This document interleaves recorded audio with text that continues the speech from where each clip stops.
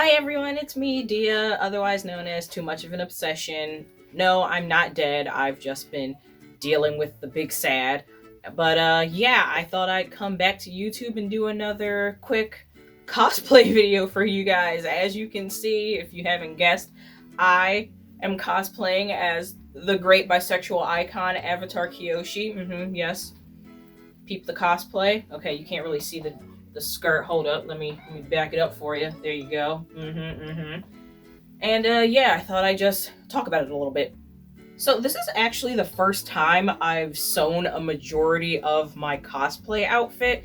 So there's a couple different elements to this. I mean, I'll just start from the bottom. So obviously, the skirt, pretty simple, maxi skirt pattern. There's a little elastic waist here. That way I could like pull it up, pull it down, however I want.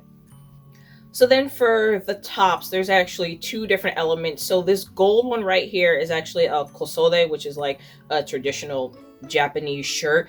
I followed a sewing pattern that I found online, but when I got to like the last steps, I kind of ended up just freestyling it because it didn't really make too much sense to me. But yeah, I mean, you can kind of see it a little bit. So the shirt goes to about my waist. I made it just a little bit shorter than the pattern actually called for because I didn't need to use up all that extra fabric. So then for the kimono style tunic, I did not follow a pattern for this. I kind of just looked at a bunch of references for Avatar Kyoshi and just, cut out a couple basic shapes and pretty much just figured it out through a lot of trial and error because I couldn't really find a kimono pattern that would have worked for this because there's like these 4 panels at the bottom that attach to the shirt. So I kind of had to figure that out myself. So what I ended up doing was I did 3 separate shapes, one for this side of the vest, one for this side, and then one for the back piece. And then I sewed all those together and added like a little belt part that you can't see because it's underneath the obi. But I made it so that it would actually button up on the side right here. So, that way it was easy to put on, take off. So it just, opens and closes like that. Obviously, this way because it overlaps this way. And then for the obi, this is just a really long piece of leftover fabric that I had. I just tied this around my waist a couple times, helps hold my food belly, my food baby, and holds the little fanny fans that I got right here. I also have the whatever these things are called. It's escaping me at the moment. It starts with a V. I don't remember. I'm stupid, y'all. I'm sorry. But yeah, I just bought these on Amazon. I'll put a link to these in the bio if you want to buy them for this cosplay or some other type of cosplay. But yeah, they're pretty thin, but like they're really easy to put on and take off. There's like 2 separate little strap thingies that we got right here. So, and it goes to right below my elbow if I like strap it up like right here by my wrist. So, and then for the gloves, these are just some gloves that I had from my my Hatsune Miku Matryoshika cosplay. So I just figured I'd use these again. I really like these gloves because it's got the little thingies right here, so I can keep this on and use my phone, which will be really great for the next time I end up going to a convention. All right, and then we get a little bit of a close-up of my head. First of all, if you make fun of my makeup, you're racist. I don't make the rules. I'm trying, okay? So I guess we'll start with the headpiece. So I made this out of some EVA foam. I forget which thickness I used. I'll put it in the description once I figure that out. But yeah, I ended up cutting this shape. These 2 are separate pieces, and then I did some weirdness for this little square piece right here. And then I used a heat gun to kind of shape it, and then I just used X-Acto knives to like just cut out small lines right here. And then what I ended up doing was I just kept bending it, so it kind of created this this negative space in between instead of like just trying to actually like carve out, whole lines. So I thought that was pretty cool. And then, got these here tassels that I just hot glued on there. Pretty simple. And then after I cut out all the shapes, I ended up hot gluing it all together, putting everything in place, and then coating everything in Plasti Dip. That way, it kind of got a little bit of a different texture and everything kind of held its shape after I ended up hitting it with the heat gun. And then I just bought some gold acrylic paint, and I had to paint over this with like 20 different layers to get it pretty decent. You know, it's a little weird looking in person, but on camera I think it looks pretty tasty. And then again, took some extra fabric and just, you know, English, oh my god. I cut out 2 little slivers of fabric, you know, hot glued them bad boys on there and used that to tie it to the back of my head.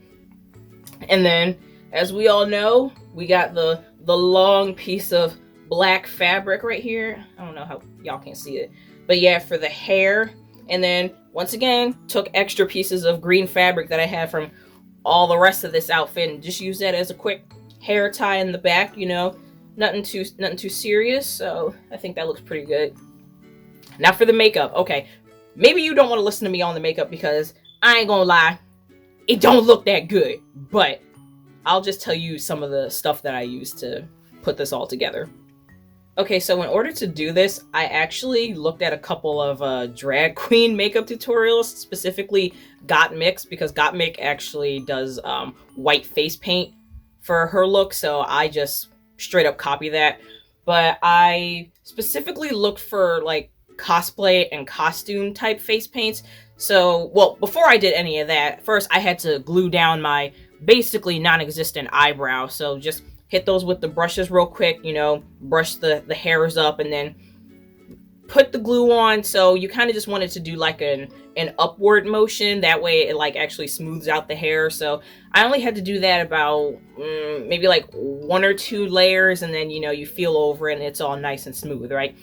Okay, so then, let me grab this thing. I hit my face with this cream blend stick. So it's basically just a white face paint in like this weird glue stick form. Just smear that in a couple different lines over my face, you know, hit that with the beauty blender real quick to smooth it all out and, you know, get in those weird corners of my face. Yeah. And then I also use this setting powder from the same company. I'm not even sure how you're supposed to pronounce this, but whatever, like that matters. So again, hit that up with the beauty blender real quick to help fill out some of these gaps. You know, maybe don't look at my neck though. No. And, you know, just help smooth out the texture a little bit too. And then again, from the same company. Ah! Oh no, I dropped it. No. Ah. I used this cream makeup. So it's, you know, a little bottle. You just squeeze it out real quick, get a brush, paint your face, whatever. Same thing with this, but this one's actually water activated. So it comes in like this weird, like, I don't know what you would call it, this like weird black block. I don't know. Hit it up with the water real quick, and then it makes like a really smooth and creamy type of paint. I actually really liked how well it applied. And then, you know, I made a really bad attempt to recreate, you know, Avatar Kyoshi's face paint. And then I used it for my lips too, because I really wanted to still have that like kind of cartoony red type of thing. So, I mean, from far away, it don't look that bad. It's just up close that it's a little crazy. But you know what? If I wear this in person, it's still gonna be COVID time, so it don't really even matter. But, I mean, considering I don't wear makeup, like this is the most makeup I've ever done, I don't think it's that bad. I mean, it could be a lot worse. It really could be a lot worse. But yeah, what y'all think? Should I wear this to the next convention I go to, maybe? Zenkai-Con or Anime Next, perhaps? I don't know. I haven't been going to conventions since COVID started, but I think next year I'm gonna be a little more comfortable, so I think I'm gonna start going back sometime next year. But, you know, we'll see if people start, you know, acting right and getting vaccinated and all that good rot. Maybe you'll see me prowling the streets again. But until next time.